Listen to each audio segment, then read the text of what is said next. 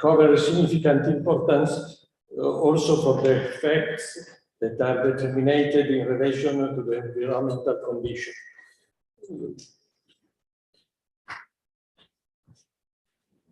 Before his presentation, Dr. Luigi Pepe, that has translated the book on energy law of Professor Efron, will say something about this book that is possible to read in Italian language. Thank you for your presence. Please.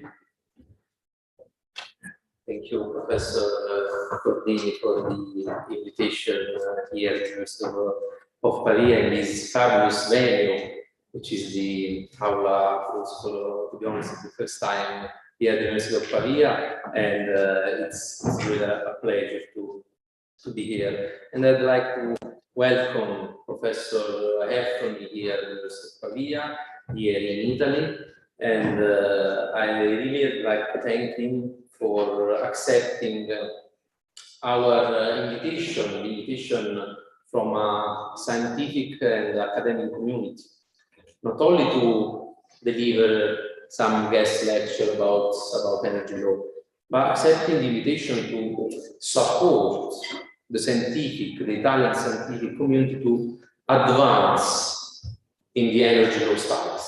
Because, you see, in Italy, the energy law studies have always been marginal, and so the political and academic interest in energy law has been marginal, basically for two reasons. One is the lack of energy resources in Italy. On the other side, energy law has been always overwhelmed by administrative law and environmental law. So, which is the way, the path that Professor Efron drew for the advancement of energy law is simple. Professor Efron teaches us that as environmental law has advanced, has proceeded through its principles of environmental law based on treaties, based on international treaties, based on supranational legislation. All of you recall the most famous principle, for example, the diritto principle. In the same way, energy law can advance, can proceed, can find its importance and its relevance in our society, in the political and academic debate, through its principles. Because thanks to the principles of energy law that are disciplined, that the energy law involves discipline, can find its way, can shape and model the public policies, can shape and model and target the important outcomes, the important aims of legislation, of a legislative framework, for an easy outcome, which is to equally distribute the cost and the benefits of the energy sector, because everyone knows that energy sector produce an environmental impact, produce pollution, but at the same time it guarantees welfare, wellness. So the way is to find a synthesis, a compromise between different public interests. And using the energy law principle is going to be the way to advance energy law, the way to shape public policies and the legislative framework for a fair and equitable society. For a fair and equitable society, which is not only our society, but it is the society of the future generation, and the people who will come after us. So I really thank again Professor Cordini for the invitation, Professor Blomet, who reaches us after a day of lectures, I imagine, and again Professor Efron for the pleasure and honor I had to edit and translate this book. This is not an encouragement to buy the book. If you reach out to me or Professor Efron, we can share a copy, maybe in English or in other 5 languages, because this book has been translated in other 5 languages, Chinese, Persian, and I don't remember the other one. So thank you again, and please enjoy the guest lecture from Professor F.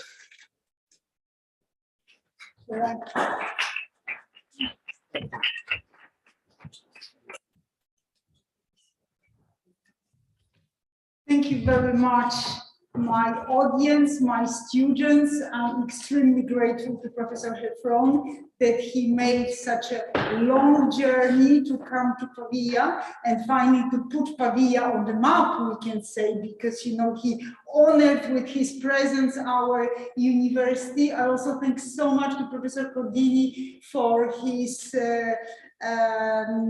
acceptance of our ideas to organize this. I think that the topic is extremely important. The topic is not important.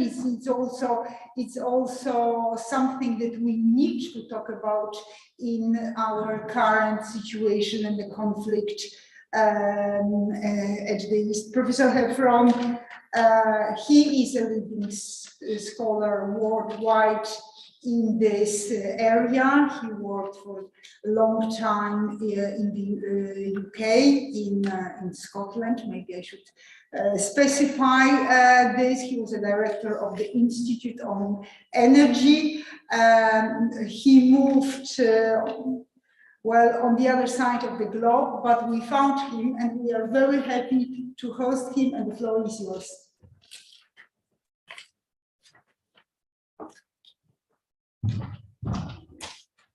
Okay, thank you very much, and firstly, thank you to Professor Cordini, thank you to Luigi for again translating the book into Italian, which brings me here, and thank you also to Caterina for reaching out and making this day possible in terms of organization.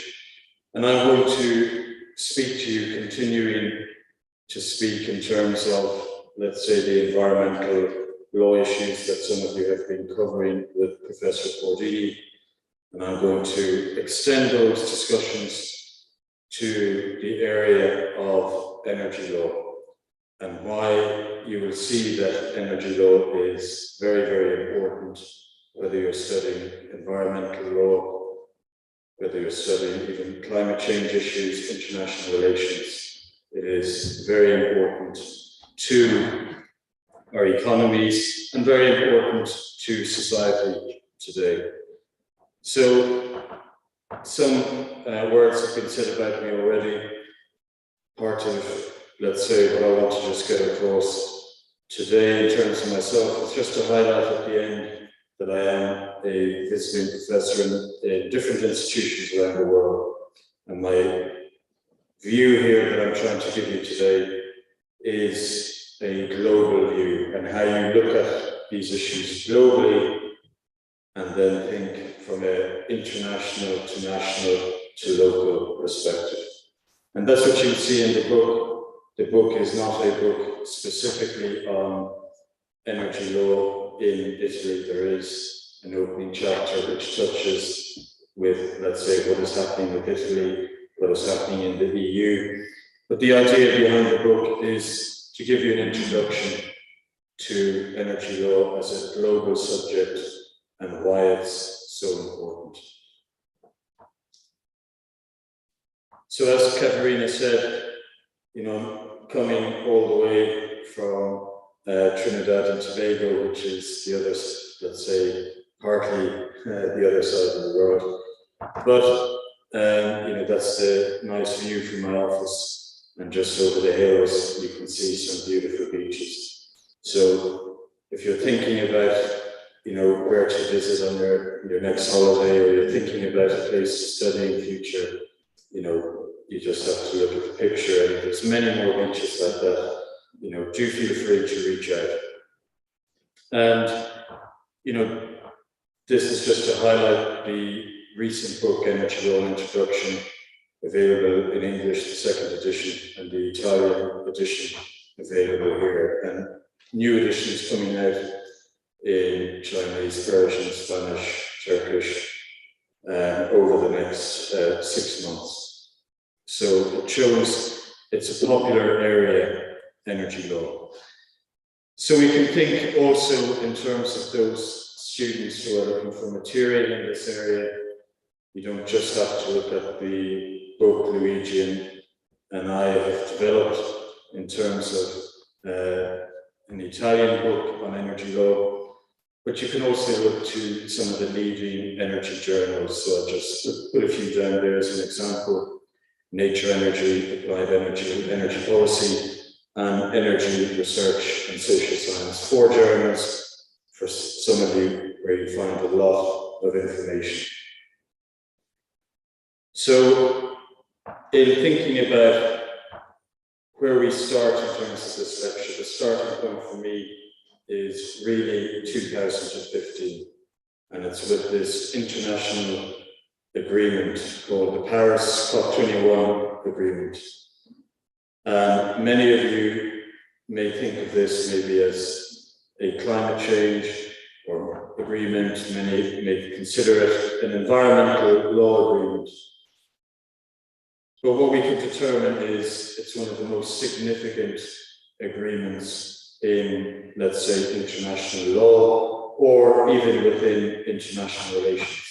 And the reasons why are very, very simple.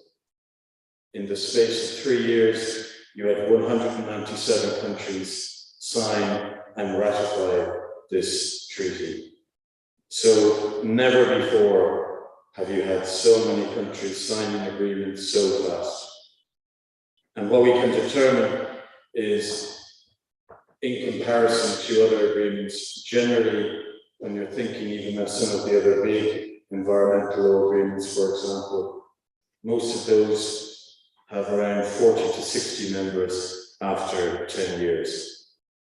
And you're thinking it takes a long time to get 40 to 60 countries to sign up to an international agreement. Well, this agreement got 197 in 3 years, so a very short space of time. And the key thing about this agreement is it's moving forward in terms of really advancing our energy and climate targets in society. So what we were thinking of, you can see from that cartoon image, the annual climate summit, which was in Glasgow in Scotland last year. But that annual summit every year, what are we working for? Well, you can see it on the blackboard at the back there. You can see energy independence, preserving rainforests, sustainability, green jobs, livable cities, renewables, clean water, clean air, healthy children. All of these issues resonate to ourselves. They resonate to our day-to-day life. And no doubt, as some of you, the younger audience members, as you grow older, some of these will resonate even more. You know, thinking about clean water in particular, thinking about livable cities, green jobs. And if you have any climate change denier friends out there, what you need to be thinking about is asking them that question. What if it's a big hoax and we create a better world for nothing? That's what you need to be thinking about and, you know, saying, well, look at all these positive things we are working towards every year when we talk about climate change. Essentially, that climate summit, you know, is a forum and has developed as a place where we really want to advance economic growth. We want to advance our society and achieve a low carbon economy, or let's say a more sustainable world. And secondly, in that same year in 2015, we had the development of the 17 UN Sustainable Development Goals. Another key important development in terms of international, let's say, policy, international relations. These were accepted again by a vast majority of countries, not to the same standard, let's say, as the Paris COP21 agreement, but they have been accepted nonetheless, and accepted by not just governments, by institutions, by public sector organizations, private sector organizations, big companies all over the world. And if you're studying any area of law or policy today, any area at all, these two developments in 2015 will affect your area of law. And that is something that all, let's say, lawyers are beginning to realize. And you can see here, I've listed a number of the Sustainable Development Goals, but equally, you could list any number of the 1 to 17 Sustainable Development Goals. And there is key research, very important research. I mentioned one of those big interdisciplinary journals, Nature, Energy, one of the foremost journals in this whole area that any scholar can publish in. So considered the top journal in interdisciplinary energy studies in the world. And a study there stated that if you solve the energy sustainable development goal, you will go a long way, and let's say the fastest way to solving all the other 16 sustainable development goals. So the logic is saying that energy is really the fundamental sustainable development goal that we need to solve in society. And a quick view over the last few years, what have been the big developments? We think of COVID-19, we think of, let's say, very recent, the Russian-Ukraine crisis. The big stories after those crises emerge is, what is the energy problem? Oil and gas prices going up, and all the resulting consequences of those energy sources going up. So again, you see energy all the time return to the fore in terms of importance. Many of you, I know, are law students who will at some point have studied EU law, and hopefully you still remember some of the points of EU law. Can anyone tell me what are the two EU law agreements that began essentially the European Union as we know it today? Anyone want to put up their hand and guess? The two agreements that started the EU. So many people, it seems, are forgetting their EU law. We have one volunteer. Is your hand still up? Coal and steel is correct. That's one of them. Oh. Did you have the other one? Yeah, the Euratom Treaty for Nuclear Energy. So those two treaties that started the EU, the Coal and Steel Community Treaty and the Euratom Treaty, they are basically about managing energy resources. So if you like, energy law was what created, it started the European Union as we know it today. And actually the Euratom Treaty has barely been changed since the time it was created. It was the Coal and Steel Community which has gradually become what we know today. So, big, that sort of shows that energy has a really important role to play. And what I want to show you next is just a couple of images where you see some of the potential effects that we think of when we think of climate change. So we can look at this image quickly. New York, we can think about what if it was flooded. We can look at Venice, a city that is already flooded a lot. And then we can look at another picture from one of the biggest cities in the world, 28 million people in Jakarta, the capital of Indonesia. And we think that 28 million people have to be relocated by 2050 because that city is going to be underwater by 2050. Imagine the cost of that. And this is why policymakers today are really beginning to address these issues. It is going to cost a lot of money if we continue to do nothing.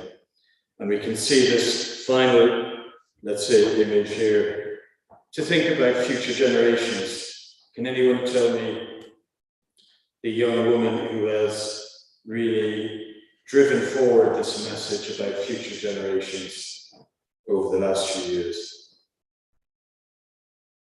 Who is the young woman from, I'll give it away if I say the name of the country, but she's created a movement. Yeah, so Greta Thunberg. And she has kept repeating this message. What are you going to leave for future generations? What are you going to leave essentially for her generation? And we'll talk a bit more about this because this goes back to a fundamental point of justice that we consider. And, you know, I've been told as I visited here by multiple people sitting around me that we are here in the oldest law faculty in the world. So what better place to be talking about justice? And we think of this issue of intra-generational justice continuing in the medium to longer term as well. And just to give you some data in that regard, we think in terms of why is energy very important. Well, just look at this pie chart and you see the different types of greenhouse gases. Carbon dioxide, and where it's from, methane, and nitrous oxide. And what we're thinking about is the energy sector being responsible. And if you break it down there, a lot of carbon dioxide coming from fossil fuels, 57%. But we can also see the energy sector is responsible for probably roughly at least half the other greenhouse gases listed there in terms of methane, nitrous oxide, and the other carbon dioxide that is produced around deforestation because of the clearance effects we need in order to develop energy projects. So when we talk of carbon emissions, really, you know, it's maybe 70 to 80% are coming directly from the energy sector. So if we achieve change, you know, it is possible. And another factor or statistic to take into account is that 90 multinational companies are responsible for 2/3 of the world's carbon dioxide emissions. So if we actually think about it, change is very achievable. We can actually achieve change by targeting those companies, or we can see it here by targeting in particular where these greenhouse gases are being emitted. So what I want to quickly go through next is different ways of thinking in energy law, or different ways of thinking about the energy sector. And if you understand these 4 ways, you will be able to essentially speed your way through about how to think about energy law and think of solutions that we can apply today. So here we can see the different energy sources, and you can see that you have these ones you may have heard before: coal, oil, gas in the news in a big way because of the Russia-Ukraine crisis. We can also think of the cleaner energy sources: wind, nuclear energy, hydro, solar. And you look there and see that they are the positive ones, the ones with the yellow tick. That's what we want in society today. And when you meet an energy lawyer, generally, let's say 5 to 10 years ago or before, energy lawyers would have described themselves as oil and gas, as coal, maybe a nuclear energy lawyer. But today, most people are describing themselves as an energy lawyer. For many of the oil and gas lawyers, they have essentially rebranded themselves, they have remarketed themselves. They no longer want to be seen as someone who is doing oil and gas law. And you can see the same reflection in law firms around the world. You can also see it in energy companies. Does anyone know what the new name for one of the biggest oil and gas companies, Statoil, what are they called today? Yeah, Equinor. Nothing, it doesn't say oil and gas anymore. When I was doing some work in close to the European Parliament, where people call the corridors of power, I met someone soon after Statoil had spent 52 million, I believe, rebranding their company to Equinor. And I met one of their employees, and I've never seen someone so happy to give out their business card so quickly. Spent all the time running around giving out their business card. But that is the change, and that's reflected in many companies today, changing the name. And this is what we're talking about in terms of, let's say, an energy transition. This is what we're talking about in terms of the Paris Agreement. This move from these old energy sources to new energy sources. So when we think about law, we think there is law that applies to oil and gas, there is law that applies to nuclear, and now there is a lot of law that applies to renewable energy or solar or wind. And one of the things we want to make sure as energy lawyers is that the same law applies to each energy source. If the same law doesn't apply, you may end up in the scenario, as you do in many countries in the EU, or many countries globally, where subsidy support for oil and gas and coal continues to be higher than that for renewable energy, at a ratio globally of nearly 10 to 1. So for every £1 we give in subsidies to renewable, to low carbon energy, 10 is given to fossil fuels. And many of you will have followed debates in different EU countries over the last 5 to 10 years where the public have been complaining about subsidies given to wind or solar. But yet at the same time, we're giving nearly 10 times that amount to oil, gas and coal. So there's something clearly missing, and it's a big area of work for energy lawyers.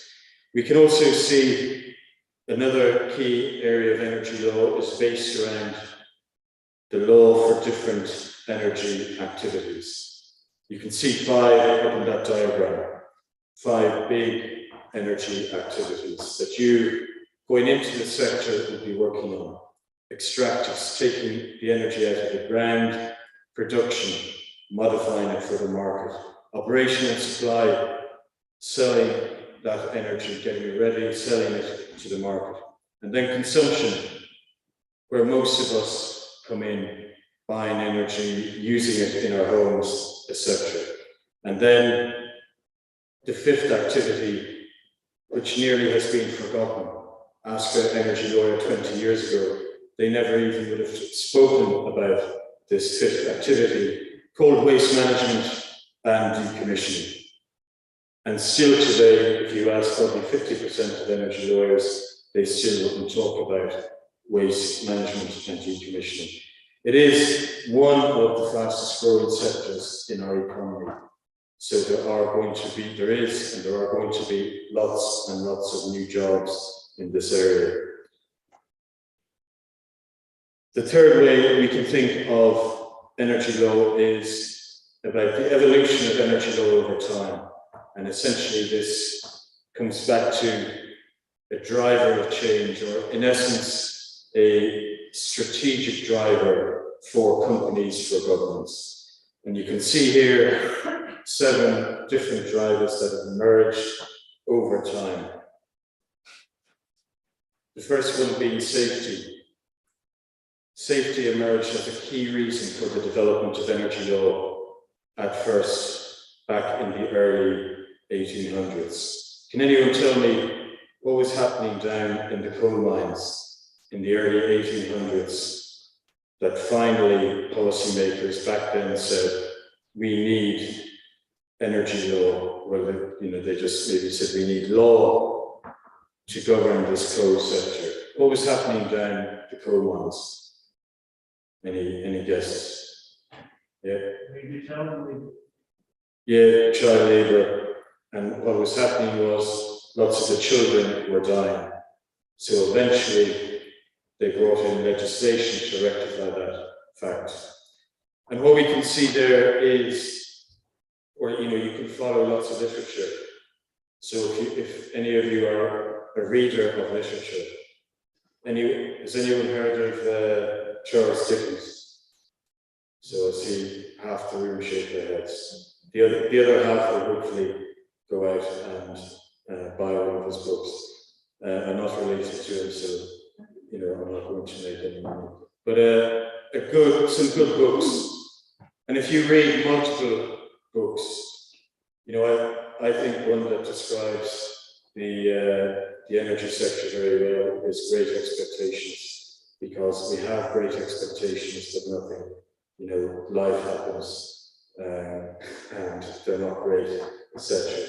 But you can also read Charles Dickens, one of his other positive books, I think called Bleak House. But if you read some of those books, they talk about the life children had, and a lot of that is connected with even the pollution in the cities because of the burning of coal. So directly you can see that.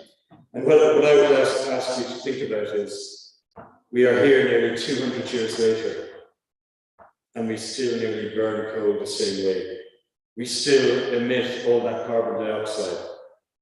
And I'd say to many engineers and scientists, why haven't we developed clean coal in nearly 200 years? Why haven't we cleaned up that type of technology? And probably one of the reasons is because of industry power, political influence, that we haven't achieved that. But that is one of the first reasons we had energy law. Another one there is security, and that goes back to the creation of the EU, essentially managing energy resources after the Second World War in Europe. And we can think then, moving on, economics became a big one in the 60s and 70s. And really the influence of the Chicago School of Economics in America, the influence of them into policy making, where they brought in this neoclassical economic viewpoint, which essentially is still applied in economies around the world today, or even in the international financial system. But let's say we can all agree does not fully fit the system as we would like it today. Free markets are not what really work anymore. Particularly if we're thinking about a clean economy, we should be directly interfering and cleaning up our societies and economies. So we can see some of the others that I will mention as we move on: infrastructure, justice, technology, ownership. And these are the reasons essentially why policymakers today will ensure that that they need to change the energy law. And to give you an example of before I finish on this slide, infrastructure. New law was introduced in the UK in 2013, the Energy Act of 2013, and it says in the front of that act by the minister at the time, this act is designed to increase new investment into energy infrastructure in the UK by at least 115 billion sterling. So they're actually very specific. You introduce law for a particular purpose. And today, what we should see, or what we want to see, is new law being introduced in order to develop clean energy and ensure that this energy transition happens. So, in thinking of the fourth, and let's say final way to think about energy law, is one that I very briefly touched on, the levels of energy law, international, national, and local. And you're thinking there of what happens internationally. I mentioned the Paris Agreement. There are many other pieces of international law related to the energy sector. We can also think nationally what happens at government level, national legislation in each country, how it's influenced by what happens internationally, what's created at a national level by the national politicians. And then we move to locally. What are the changes filter down at a local level? And more you read about, what is happening at a local level. How can we influence change at a local level? Because it becomes very hard to achieve change at an international or national level. So, in looking at this slide, we can see there's a few figures here worth noting. So one of these figures is, sorry, I'm just turn off my phone so it seems to have cleared it up. So one of the figures we see here is the 44 trillion. 44 trillion will be spent in new energy investment by 2040. And this is really the big challenge, that money needs to be spent, and we need to make sure our countries, we also need to make sure at a local level, a national level, and international level, that the energy law is in place to manage that amount of expenditure. And what I would say to many students in different places around the world is, if you begin to work in the energy sector, you have chosen the right career path. It is one of the biggest sectors in our economy. And if you get a fraction of that 44 trillion in your career, you'll be a very rich person. But obviously, you don't have to be defined by money. You can be making the world a better place. And that's, when you look at the bottom figure there, 10% of global GDP is energy-related expenditure. And that's showing how important the energy sector is. Nearly 1 out of every $10 spent in the world is energy-related. Can anyone guess what is the other big sector to rival energy? Something that I believe is the university here is very, very famous for. And why most of you are wearing masks. Okay. Yeah, healthcare. So health is around 10%, 10, 11, probably gone up after COVID, so probably, even higher, 13, 14, or even up to 20, I suppose. But if you're thinking about the two big sectors in our economy today, they are energy and health, and increasingly becoming interconnected in many ways.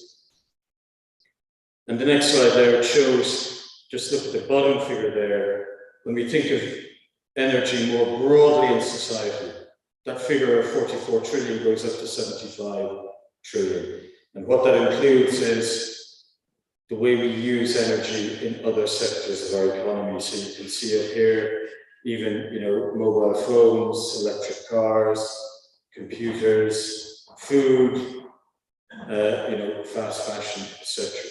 So we're thinking of that spread of how we use energy in all parts of our society and how we achieve that transition to a low carbon economy. And we can see here, more data, but directly connecting us to the health sectors. So I won't spend too long, but I will say, look at that figure in the middle. 6.2% of global economic output is lost every year due to pollution from fossil fuels. This is a key reason why policymakers are saying we need to act.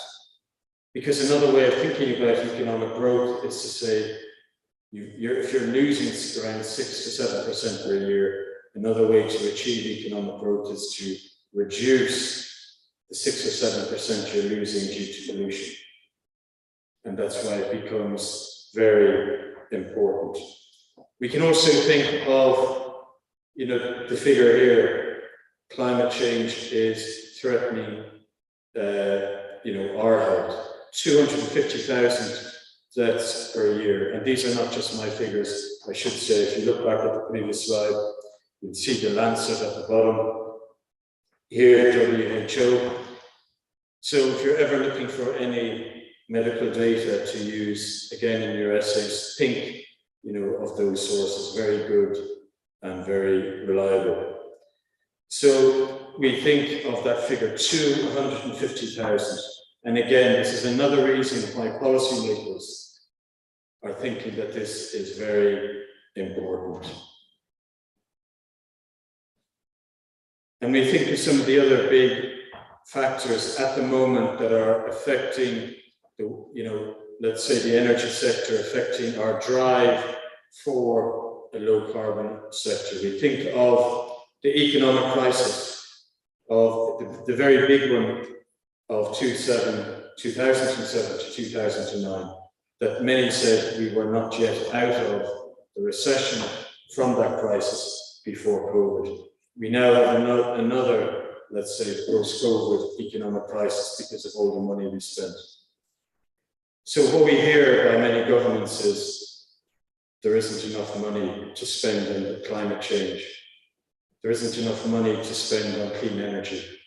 Well, what I would say to you is, we heard of one of the biggest governments in Europe, Germany, a few days or maybe a week into the Ukraine-Russia crisis, we heard that they suddenly found 100 billion from somewhere to invest in clean energy in Germany and also buy some extra military equipment.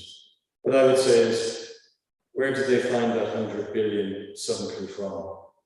They had been giving a lot of money or paying a lot of money for Russian gas. And what we need to say is, are there other governments out there that have 100 billion that they can suddenly find? And remember, I mentioned at the start, the 2015 Paris Agreement. One of the conditions there that was in place before, but it was re-emphasized within that Paris Agreement, was that the developed world were going to give 100 billion to the developing world for financing climate change projects in the developing world. And that was meant to happen by 2020.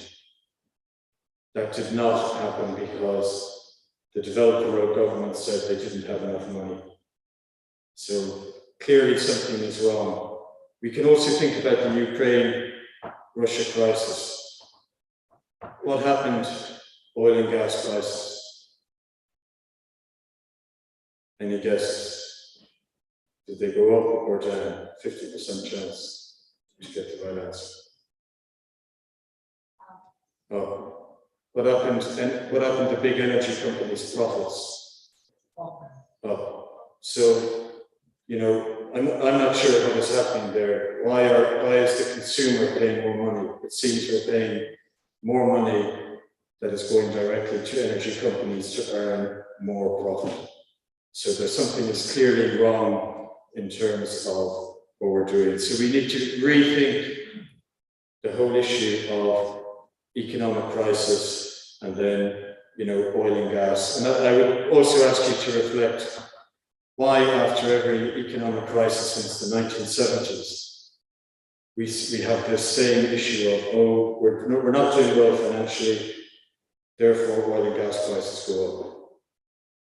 This has been happening for nearly 50 years in a row, and yet our policymakers have not come up with a better solution. So we should be thinking about, we need change, we need to diversify our economies, we need to move away from an over-reliance on oil, oil and gas. So we can also think of some of the other initiatives that are forcing change. And one here is on disclosure and transparency. And you will see, big initiatives here to support, let's say, the move for the energy transition and climate change. One of the big ones is in America, if you followed it, this builds on issues around, transparency and disclosure.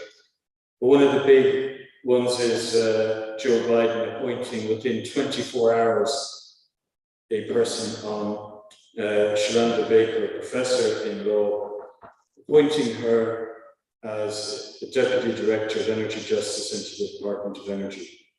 And that was one of his first moves within 24 hours of assuming the presidency.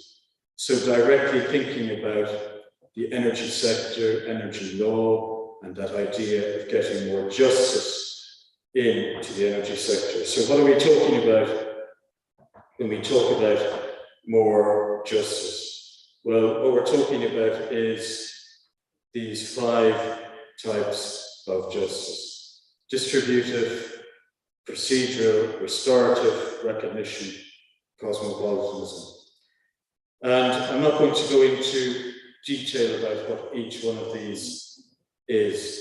If you're Italian, you can buy a copy of the book that Caterina is holding up. But if you want the English copy, I'd also be happy to share that and let's say. So get one. Yeah. And I think Luigi has already donated one to the faculty or the library here.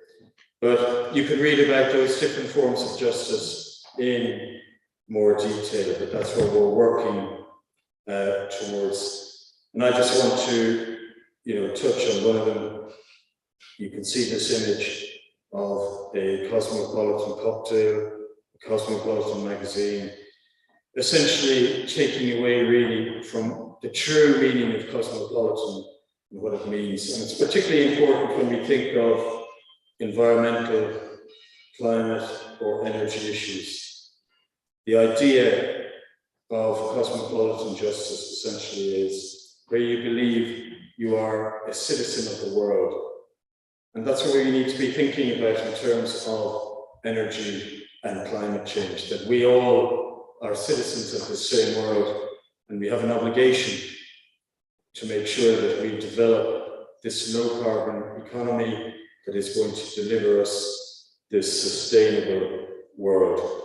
And for those who are very interested, you can see in Kenya, but also in Australia, 2 recent legal decisions where they actually refer specifically to the fact that they do not want to be contributing to increasing carbon dioxide emissions in other parts of the world. So this is being taken seriously and being shown by the legal community that change is possible and going to be achieved.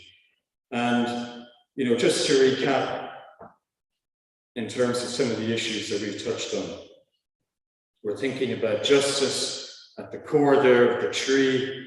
We're thinking about how we can change carbon, in the energy sector. We're thinking about a whole range of issues that we have there, the finance that we touched on, trying to get the low carbon economy, investments, technology, etc., data, years ahead, 2030 for the Paris Agreement. But what we're thinking about are, in the energy sector, we need some new guiding principles. So we need a new way forward.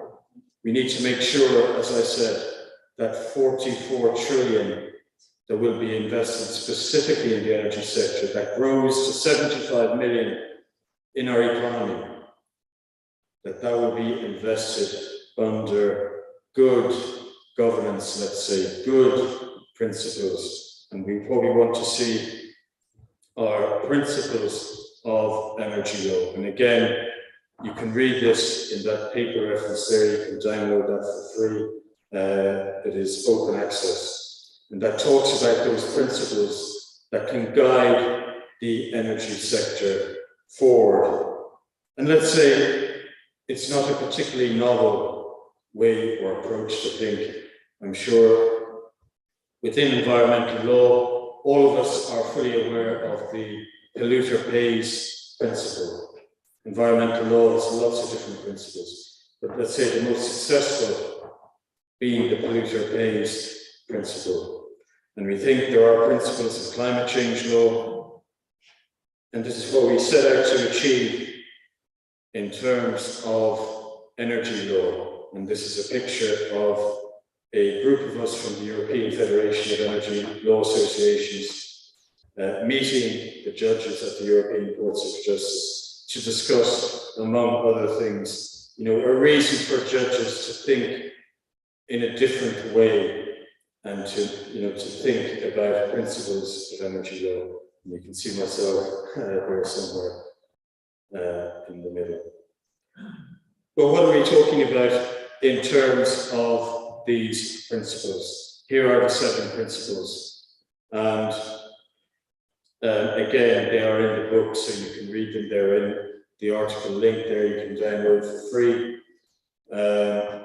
And I will be writing up this lecture as well for Professor Cordini, so you'll be able to read about them in more detail there. But you have these 7 principles, and that's what we are thinking about, guiding that 44 trillion in terms of investment. And I just highlighted the principle of natural resource sovereignty. Anyone looking for a good paper to write on. If we are thinking about cosmopolitan justice, where we are citizens of the world, we really shouldn't be thinking that countries have a right to develop whatever energy resources they want. In a new era, let's say, for energy and climate change, we should be making it possible for countries to have other energy sources rather than continuing to develop oil, gas, or coal. We should have technology transfer the same way we try and have that for the vaccines, or we, let's say, have been trying to push the drug, pharmaceutical companies manufacturing that drug, to give that IP, intellectual property, away for free. We want to see that in the energy sector. And you could think the principle of natural resource sovereignty is a principle of energy law that is automatically one that should be challenged. And we can see, let's say, why is this becoming important? Why are companies, why are judges, why are politicians taking this very seriously? It's within this diagram here.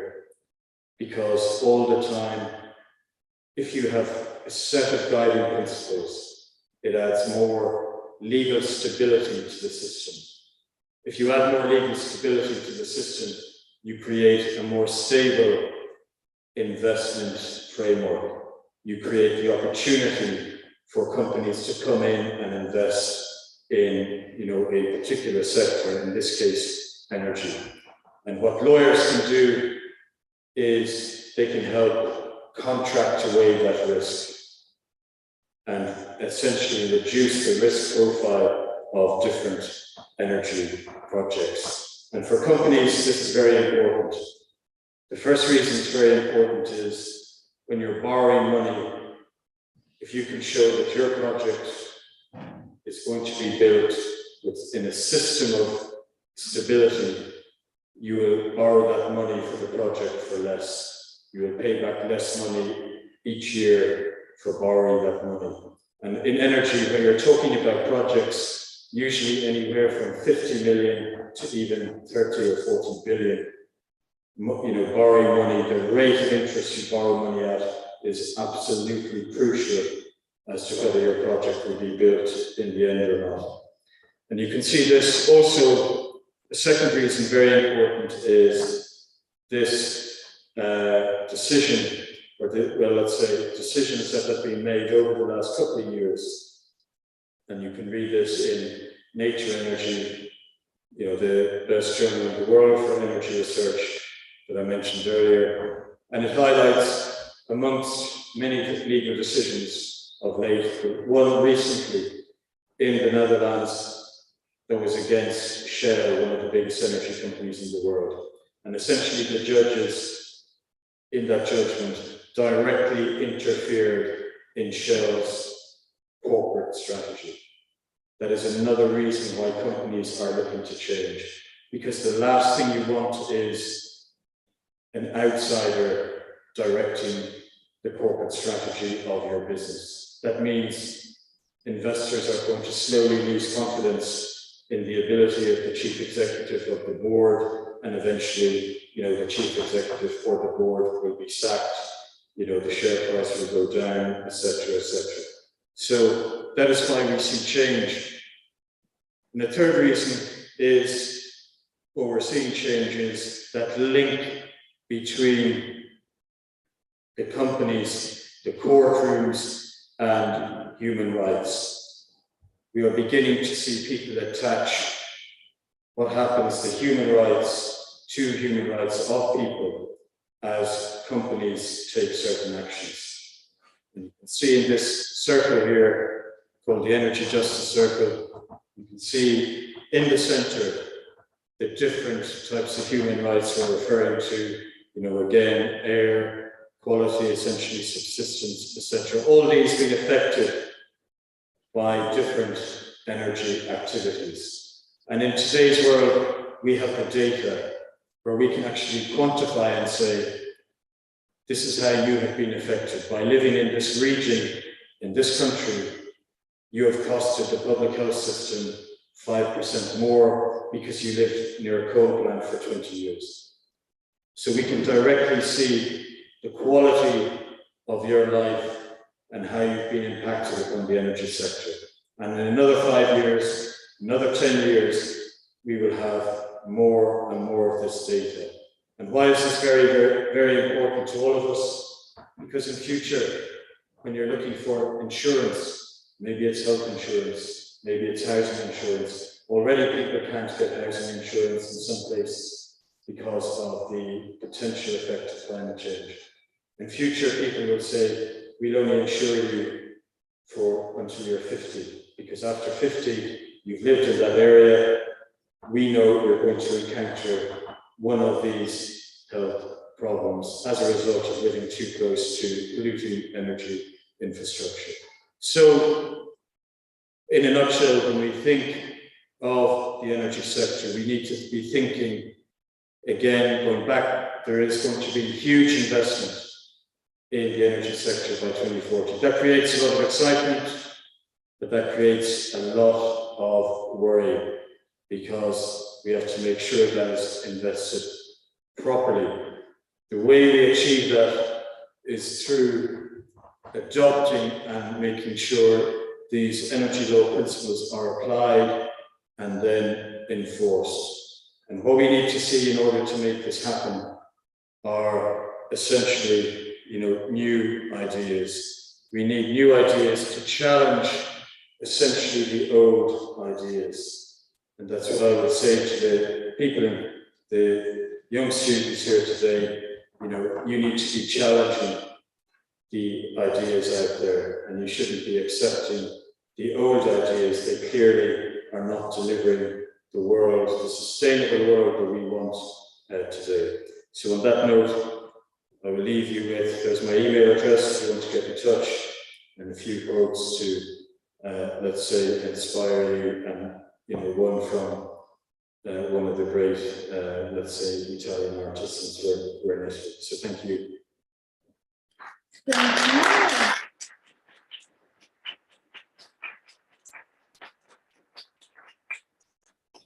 Thank you very much, Professor Heffron, for this Cambridge-style lecture. I would say it was really inspiring. I think that we all enjoyed very much. I open the floor for the questions, but I asked my group World Politics to join the lecture. If you see me here, it doesn't mean that the lecture is not going on. The lecture started 15 minutes ago, so please, please, please join the lecture theater, for your lecture in Geneva Convention. And I open the floor for the question.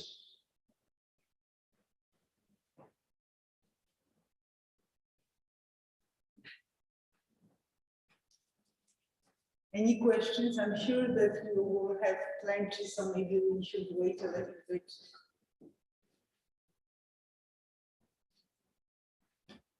Yes? Maybe you need a microphone, I don't know. Just I will shout. Okay, shout. Thank you, Dr. for this interesting lecture. My question is very topical. With the war in Ukraine, we see a regression in Europe on what we might be expecting of our energy policy, possibly in the coming weeks if it goes wrong, with Germany looking at additional coal production, the Netherlands considering the restarting of gas production in Groningen. And the progress so far has been mostly from Western countries. How do you see these progress considering current developments? Thank you for the question. So in terms of that development, happening in Holland, happening in Germany, what I would say is Germany has been on this sort of contradictory trajectory for some time.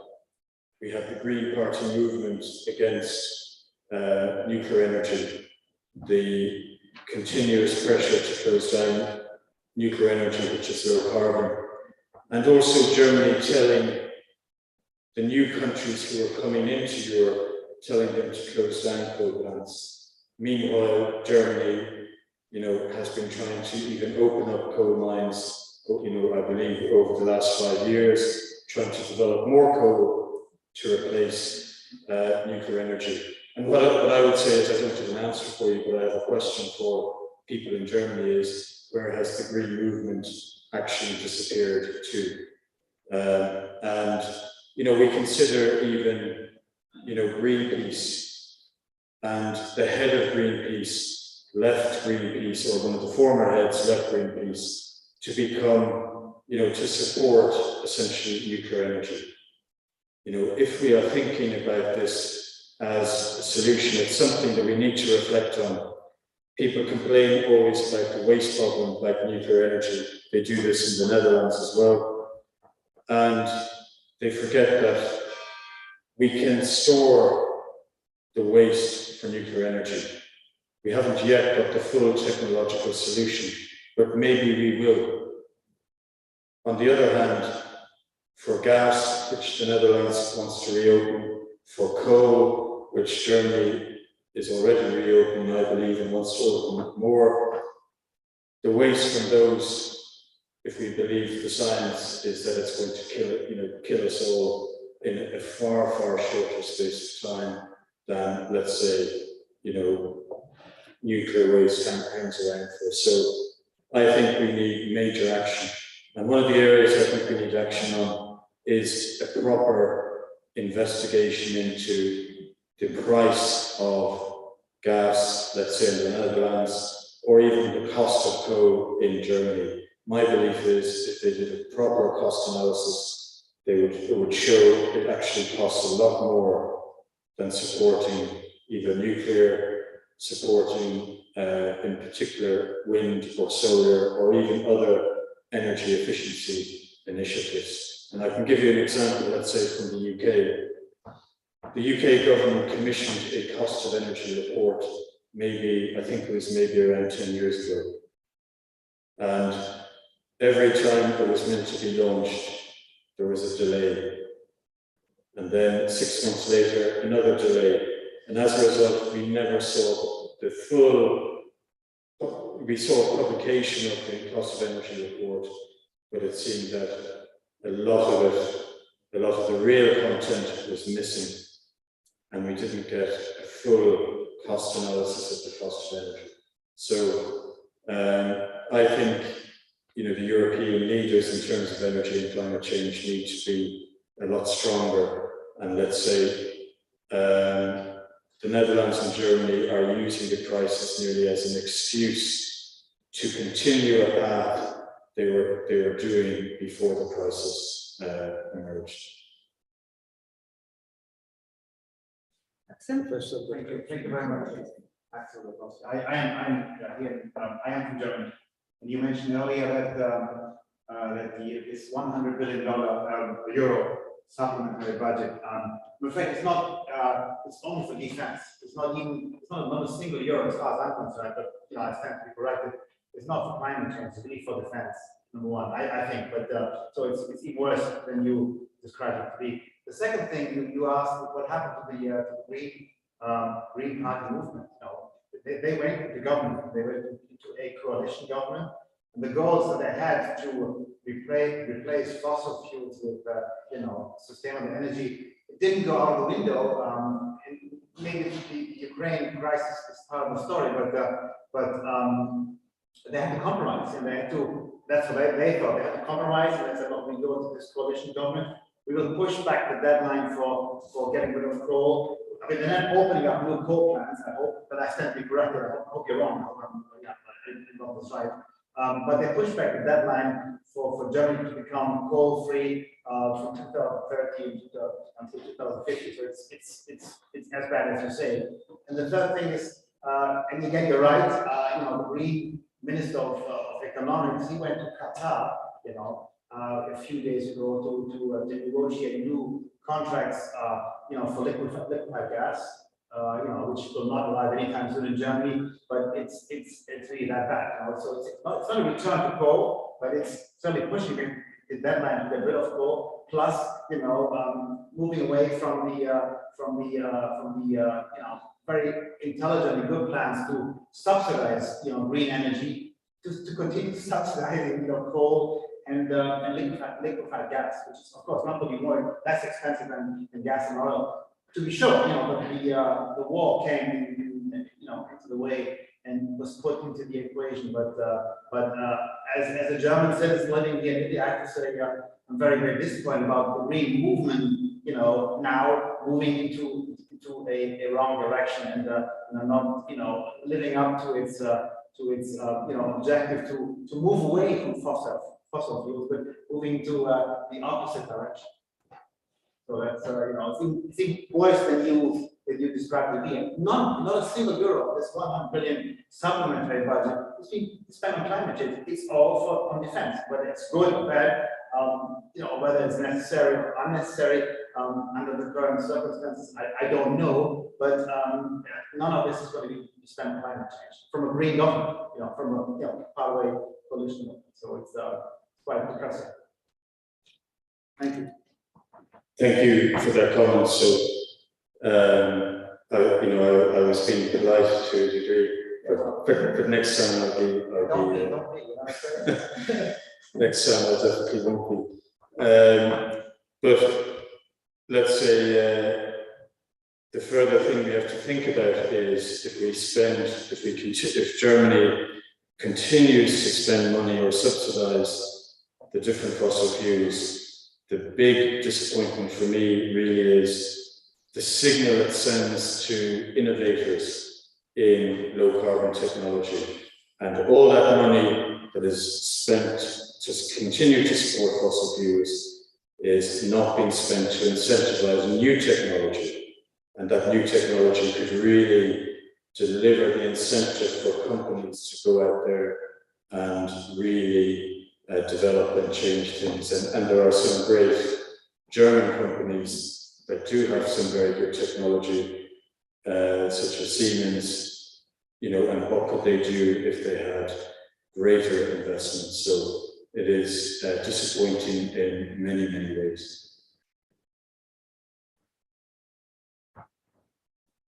Yes. Axel outed himself as being German. I'll out myself as being Belgian. We followed the same energy policy as Germany, so we also decided to phase out our nuclear energy. The government changed direction last week. There's only one problem: since we decided to phase out our nuclear energy, we've never really invested in it for the last 15 years. The two nuclear reactors have thousands of micro fissures in the reactor vessel, so it's probably unsafe. But we're not going to throw some cement and money at it to keep them going. You mentioned cost. For sure, let me first clarify that I'm with you on the direction of travel. I completely agree with you. But in terms of cost, if we look at the UK, for example, at the Hinkley Point, and we see the spiraling of cost, it is difficult to see how we can achieve the ambitions that we share if we go to the nuclear direction. Well, what I would say in terms of Hinkley Point is there were a number of issues that ensured that the cost was higher. One, they were borrowing money at, let's say, more open markets. It wasn't subsidized to the same extent we see some other energy projects subsidized. The second reason is, this is what's being built in Hinkley Point is essentially a new type of nuclear technology. And we have to remember, if we were investing in any new type of new technology, it would cost us more money. And if we think of cost in the UK, I would just like to say that as nuclear sells electricity, it puts part of that revenue into a fund to support decommissioning. In contrast, if I go up to Scotland and want to extract some oil and gas, there is, until very, very recently, there was no fund I needed to put money into. So automatically, because I have no decommissioning charge, I can borrow money for cheaper. And who is picking up the bill for oil and gas decommissioning, which by some estimates are up to 100 billion for oil and gas. Already, the oil and gas companies have been given something like 30 billion to support decommissioning efforts. If we are really going to talk about costs of nuclear, we have to remember the nuclear projects Hinkley Point will probably last for 80 years, if not 100. It already contributes to decommissioning. Oil and gas projects generally last 30, 40 years max. And you're still at huge, huge decommissioning costs, which the taxpayer is picking up. So, people will say Hinkley Point costs a lot of money, but I think if we did a proper analysis over the life cycle of the piece of energy infrastructure, we would show a different outcome that, yes, it may still be a bit expensive, but it is actually far cheaper than oil, gas, or coal.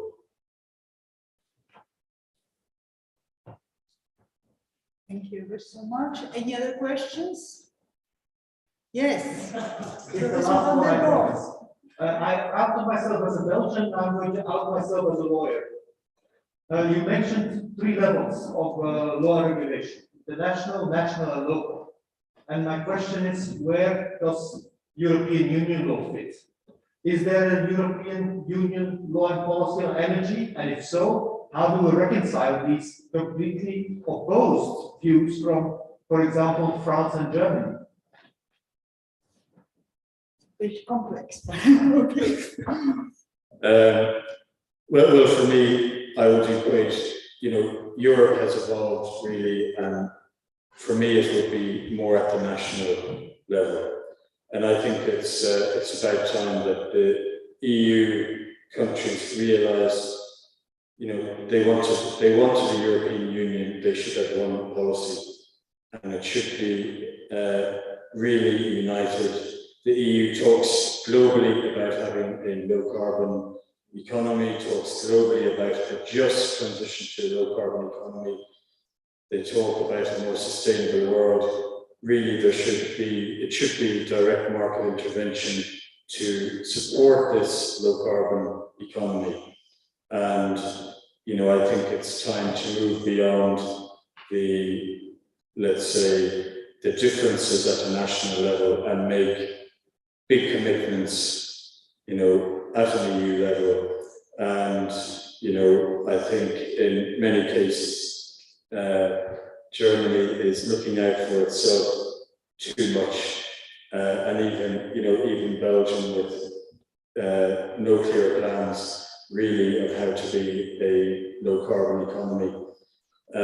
So I think, you know, we need to have that more united approach, and we need to realise that the EU should be a more federal structure. And that's, to me, the way we should be thinking about the EU in the future. You know, we are a certain population that other countries have the same population, you know, collectively, let's say, so why not consider ourselves as one country and push forward in terms of energy and climate change in that way. Thank you so much. Any other question? I'm sure you have some. So they are shy, so please just come forward, because this is the unique opportunity, you know, just like Professor Heffron will be going soon, so we wouldn't have another opportunity. So please just come forward. Yes. Norway. Yeah, I'm from Norway. And Norway has recently contributed a lot, I think, to shift to like cleaner energy for Europe as well. But they have also made cables, like we're not part of the European Union, but we're part of the ACER agreement, which you all know. So they have built cables that go from Norway to the mainland Europe. And like before the Russian and Ukraine crisis happened, even energy prices in Norway started to increase a lot because they were matching the prices as in Europe. But the problem is when we are united in having the same prices for energy is that energy is more used north because of it's colder, obviously. And it increased by 13 times in December last year, which made it very difficult for people to pay their bills. And I think this is damaging the discourse to turn more green in Norway. And also I have another comment as well. There is a wind turbine park, it's called Fosen Wind Park, which is, I believe, it's the largest wind park in Europe. And this was breaking some human rights for Aboriginal, like the people, the Sami people that are doing their business with reindeers and stuff. I think it was the High Court of the UN said that this was breaking their rights. But then again, nothing is happening. So we have some comments to that, because right now things are happening very quickly, but it's when things are happening quickly, a lot of things can damage other parts of societies, and this becomes overlooked because the green shift is seen as more important for governments. Yeah, so in response to the first question, you know, when high prices happens, you know, we should be thinking that should encourage motivation. And it is the same oil, gas and coal companies who always have said, we only want clean energy to enter the market. You know, they should enter these open competitive markets. Suddenly, when high prices go against them or go the other way, they suddenly say that, you know, there should be some action, this cannot be supported. What we need to see in that case is, you know, yes, prices may be high for some countries. We need to look for solutions and say, well, over time, eventually the market will settle. So we know that in other parts of Europe where some communities experience high prices, we need more innovation to happen. So we need people to be thinking, how can we bring the prices down? And, you know, for me, simply the answer in Norway would be, why aren't you utilizing some of the sovereign wealth fund that you build from oil and gas to help with the lower the prices? You know, the solution is there, but obviously some policymakers want to keep the fund very high, etc., etc. So, but I would go with the innovation. You know, there's the innovation option first, that we can't just, you know, there is going to be a cost to some of these changes. And just because the cost comes in immediately, we can't think of taking steps back. And this is why your second question in relation to the Sami community is important, because, you know, it is my understanding that if climate change continues in the way it's going, you know, the Sami community are going to be particularly affected anyway. So someone telling me about, well, this particular project is going to affect them. Well, I mean, that's not the time to say stop green energy projects. The other projects are all going to affect them far worse in the medium to longer term, and probably, you know, in some cases nearly to extinction. You know, when we think of advancing towards this low carbon economy, there is going to be some risks. We can't think that when we go for all green energy options, that they're always going to work 100% of the time. You know, we didn't do the same thing for oil, gas, or coal projects. We've allowed them repeated failures. And what I think is distracting is how we hear about every individual failure in terms of the green energy sector. It's highlighted, it's emphasized as we should stop doing this because this project failed. You know, we have to take some risks. And if we have a guiding set of principles, you'll see, I mentioned the restorative justice. You know, that's where we can look at projects like that and say, well, this is how we correct it and go forward. But I believe, you know, it's a balance, but I believe the time has come where we have to take some risks. And for me, the risks that are being taken in the green energy sector, whether it's to an individual community or whether it's on cost, we can rectify those risks very quickly. What we can't rectify is if we keep pumping out carbon dioxide. You know, it's already a massive, massive problem. And it's something that needs to be stopped. It's something recognized by all countries through the UN declaration in 2020 that we are living in a climate emergency. So much. Any other questions?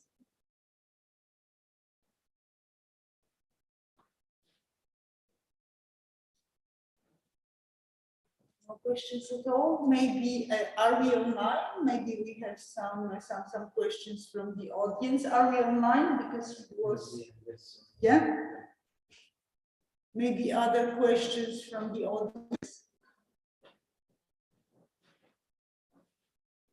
Well, if not, we need to thank Professor Heffron for this very long journey from the other side of the world, and for this extremely interesting lecture, you know, pointing out the most important things that we are facing and we need to think about it.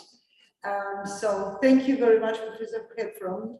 I also want to thank Professor Cordini for facilitating everything, and to Luigi for introducing your common book and well, introducing to everybody here, and I think that it would have a great success. So thank you very much to everybody here for gathering for this event. Thank you, and thank you very much, and it was really inspiring. Thank you.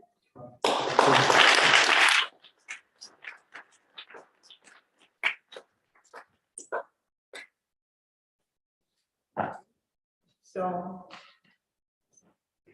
well, I don't know what because it would be a great thing if we could, you know, get together. But I know that you are very in a hurry, you know, rushing for the train or not.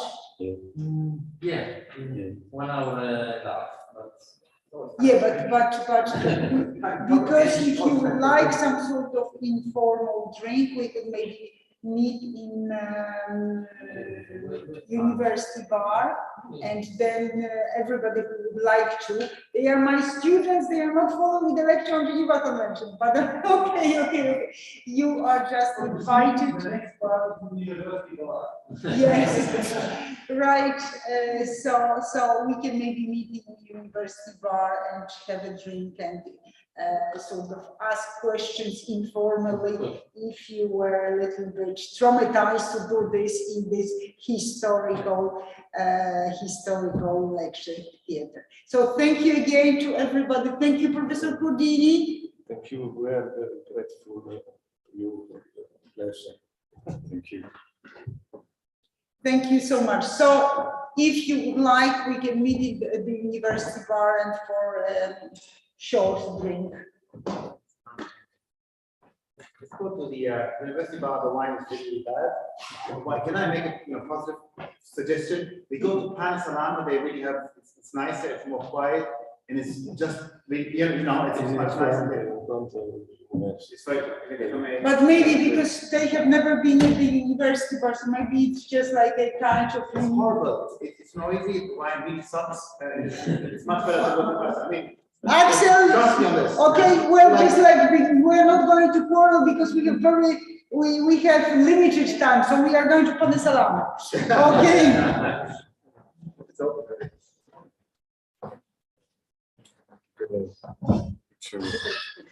Yeah. Don't worry. No, just this is this. So Axel, why did you talk to Raphael? So because they have a train. No, guarda, avevo un'altra conferenza, però no. Professore Cordini, una foto tutti insieme? Io no, però. No, why not? I'm just I outside. have a glasses. Shall I give you? Just like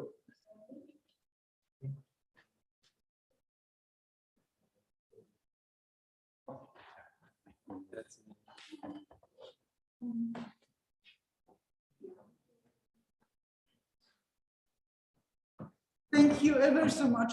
I think it was a great event, because don't we have to switch off something?